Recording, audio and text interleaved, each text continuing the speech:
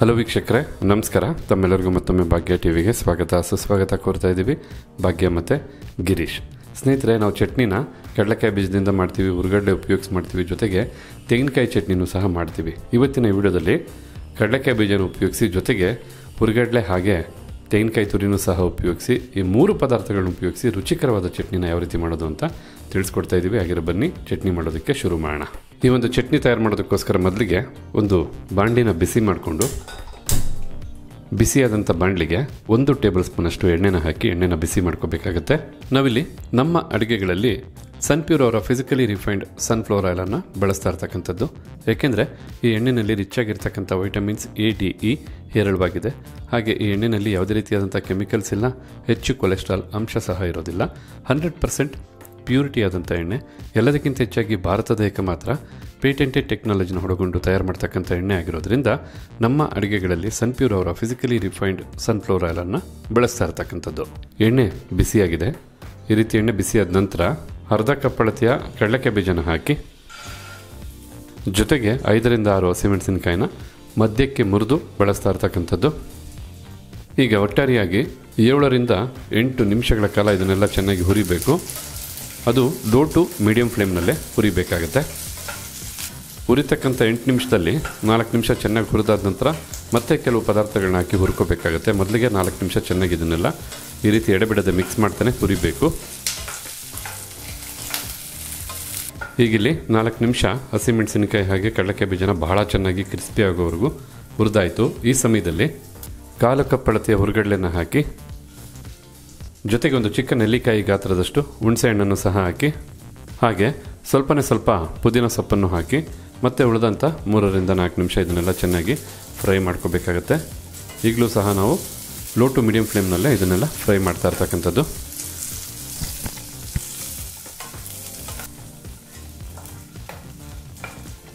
ಹೀಗಿಲ್ಲಿ ಒಟ್ಟಾರೆಯಾಗಿ ಕಡಲೆಕಾಯಿ ಬೀಜನ 8 ನಿಮಿಷ ಹಾಗೆ ಹುರ್ಗಡ್ಲೆ ಹಾಕಾದ ನಂತರ 4 ನಿಮಿಷ ಎಲ್ಲನೂ ಚೆನ್ನಾಗಿ ಫ್ರೈ ಮಾಡಾಯಿತು. ಈ ಸಮಯದಲ್ಲಿ ಫ್ಲೇಮನ್ನು ಆಫ್ ಮಾಡ್ಕೊಳ್ಳೋಣ. ಈಗ ಹುರಿದಂಥ ಎಲ್ಲ ಪದಾರ್ಥನೂ ಮಿಕ್ಸಿ ಜಾರ್ಗೆ ಹಾಕ್ಕೊಳ್ಳೋಣ. ಈ ಎಲ್ಲ ಪದಾರ್ಥಗಳ ಜೊತೆಗೇ ಅರ್ಧ ಕಪ್ ಅಳತೆಯ ತಾಜಾ ತೆಂಗಿನಕಾಯಿ ತುರಿನೂ ಸಹ ಹಾಕಿ ಜೊತೆಗೆ ರುಚಿಗೆ ತಕ್ಕಷ್ಟು ಉಪ್ಪನ್ನು ಸಹ ಹಾಕಿ 1 ಹಿಡಿ ಆಗುವಷ್ಟು ಕೊತ್ತಂಬರಿ ಸೊಪ್ಪನ್ನು ಹಾಕಿ ಈಗ ಇದನ್ನೆಲ್ಲ ರುಬ್ಬೋದಕ್ಕೆ ಎಷ್ಟು ಬೇಕೋ ಅಷ್ಟು ನೀರನ್ನು ಹಾಕಿ, ಅಂದರೆ ತಮ್ಮ ಇಚ್ಛಾನುಸಾರ ನೀರನ್ನು ಹಾಕಿ ಚಟ್ನಿನ ಗಟ್ಟಿಗೆ ಬೇಕಾದ್ರೂ ರುಬ್ಕೊಬೋದು ಅಥವಾ ತೆಳ್ಳಗೆ ಬೇಕಾದ್ರೂ ರುಬ್ಕೊಬೋದು.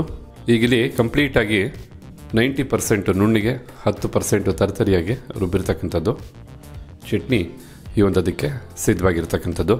ಒಳ್ಳೆ ಘಮ ಅಂತ ಅರೋಮ ಬರ್ತಾ ಇದೆ. ಈ ಚಟ್ನಿಯ ಅರೋಮ ಹಾಗೆ ರುಚಿ ಎರಡನ್ನೂ ಹೆಚ್ಚು ಮಾಡೋದಕ್ಕೆ ಈಗ ಈ ಚಟ್ನಿಗೆ ಬೇಕಾದಂಥ ಒಗ್ಗರಣೆಯನ್ನು ಸಿದ್ಧ ಮಾಡ್ಕೊಳ್ಳೋಣ. ಚಟ್ನಿಗೆ ಬೇಕಾದಂಥ ಒಗ್ಗರಣೆ ಮಾಡೋದಕ್ಕೋಸ್ಕರ ಒಂದು ಚಿಕ್ಕ ಕಡಾಯಿನ ಬಿಸಿ ಮಾಡಿಕೊಂಡು ಬಿಸಿಯಾದಂಥ ಕಡಾಯಿಗೆ 1 ಟೇಬಲ್ ಸ್ಪೂನಷ್ಟು ಎಣ್ಣೆನ ಹಾಕಿ ಎಣ್ಣೆನ ಬಿಸಿ ಮಾಡ್ಕೊಳ್ಳೋಣ. ಈಗ ಬಿಸಿಯಾದಂಥ ಎಣ್ಣೆಗೆ ಸ್ವಲ್ಪ ಸಾಸಿವೆನ ಹಾಕಿ ಈ ರೀತಿಯಾಗಿ ಸಾಸಿವೆನೂ ಸಿಡಿದಾದ ನಂತರ 1 ಟೀ ಸ್ಪೂನಷ್ಟು ಕಡಲೆಬೇಳೆ ಹಾಗೆ 1 ಟೀ ಸ್ಪೂನಷ್ಟು ಉದ್ದಿನಬೇಳೆನೂ ಹಾಕಿ ಜೊತೆಗೆ 2 ಖಾರದ ಮೆಣಸಿನಕಾಯಿ ಮತ್ತು ಸ್ವಲ್ಪ ಕರಿಬೇವಿನ ಸೊಪ್ಪನ್ನು ಹಾಕಿ ಈಗ ಇದನ್ನೆಲ್ಲ ಒಂದು 30 ಸೆಕೆಂಡು ಬಿಸಿ ಮಾಡಿಕೊಂಡ್ರೆ ಸಾಕಾಗತ್ತೆ. 1 ಈ ರೀತಿ ಒಗ್ಗರಣೆ ಮಾಡಬೇಕಾದ್ರೆ ಲೋ ಫ್ಲೇಮ್ನಲ್ಲೇ ಮಾಡ್ಕೋಬೇಕು. 2 ಈ ರೀತಿ ಎಡೆಬಿಡದೆ ಮಿಕ್ಸ್ ಮಾಡಬೇಕು. ಈಗ ಇಲ್ಲಿ 30 ಸೆಕೆಂಡ್ ಇದನ್ನೆಲ್ಲ ಚೆನ್ನಾಗಿ ಫ್ರೈ ಮಾಡಾಯಿತು. ಫ್ಲೇಮನ್ನು ಆಫ್ ಮಾಡ್ಕೊಳ್ಳೋಣ. ಹಾಗೆ ಈ ಒಗ್ಗರಣೆನ ಚಟ್ನಿಗೆ ಹಾಕ್ಕೊಳ್ಳೋಣ. ಈ ರೀತಿ ಒಗ್ಗರಣೆನ ಚಟ್ನಿಗೆ ಹಾಕಿ ಚೆನ್ನಾಗಿ ಮಿಕ್ಸ್ ಮಾಡಿಕೊಂಡ್ರೆ ಸಾಕಾಗತ್ತೆ. ಹಾಗಿದ್ರೆ ನೋಡ್ಕೊಂಡ್ರಲ್ಲ ಯಾವ ರೀತಿಯಾಗಿ ಕಡಲೆಕಾಯಿ ಬೀಜ, ಹುರ್ಗಡ್ಲೆ ಹಾಗೆ ತೆಂಗಿನಕಾಯಿನ ಉಪಯೋಗಿಸಿ ಚಟ್ನಿನ ತಯಾರು ಮಾಡ್ಬೋದು ಅಂತ. ಖಂಡಿತ ಬಹಳ ಒಳ್ಳೆ ರುಚಿ ಇರ್ತಕ್ಕಂಥ ಚಟ್ನಿ ಇದು. ಯಾಕೆಂದರೆ 3 ಪದಾರ್ಥಗಳನ್ನ ಉಪಯೋಗಿಸಿ ಮಾಡಿರೋದ್ರಿಂದ ರುಚಿ ಮಾತ್ರ ನೆಕ್ಸ್ಟ್ ಲೆವೆಲ್ ಇರುತ್ತೆ ಅಂತಲೇ ಹೇಳ್ತೀನಿ. ನೀವು ಸಹ ನಿಮ್ಮ ಮನೆಗಳಲ್ಲಿ ಈ ರೀತಿಯಾದಂಥ ಚಟ್ನಿನ ಒಮ್ಮೆ ಮಾಡಿ ನೋಡಿ ಅಂತ ಹೇಳ್ತಾ, ಹಾಗಿದ್ರೆ ಇವತ್ತಿನ ವಿಡಿಯೋದಲ್ಲಿ ಈ 3 ಪದಾರ್ಥಗಳನ್ನ ಉಪಯೋಗಿಸಿ ಮಾಡೋದಂಥ ಈ ಚಟ್ನಿ ತಮಗೆಲ್ಲರಿಗೂ ಇಷ್ಟ ಆಗಿದೆ ಅಂತ ತಿಳ್ಕೊಂಡಿದ್ದೀನಿ. ಇಷ್ಟ ಆಗಿದ್ರೆ ವಿಡಿಯೋಗೊಂದು ಲೈಕ್ ಮಾಡಿ. ಹಾಗೆ ಈ ರೆಸಿಪಿ ಬಗ್ಗೆ ತಮಗಿರ್ತಕ್ಕಂಥ ಅನಿಸಿಕೆ ಅಭಿಪ್ರಾಯನ ತಿಳಿಸೋದನ್ನು ಮರಿಬೇಡಿ. ಎಲ್ಲದಕ್ಕಿಂತ ಹೆಚ್ಚಾಗಿ ಮತ್ತೊಬ್ಬರಿಗೂ ವಿಡಿಯೋನ ಶೇರ್ ಮಾಡಿ ಅಂತ ಹೇಳ್ತಾ ತಮಗೆಲ್ಲರಿಗೂ ಧನ್ಯವಾದನ ತಿಳಿಸ್ತಾ ಇದ್ದೀವಿ. ಮತ್ತೊಂದು ಹೊಸ ವಿಡಿಯೋದಲ್ಲಿ ಹೊಸ ರೆಸಿಪಿ ಜೊತೆ ತಮ್ಮನ್ನ ಭೇಟಿ ಮಾಡ್ತೀವಿ. ಅಲ್ಲಿವರೆಗೂ ನಮಸ್ಕಾರ ವೀಕ್ಷಕರೇ.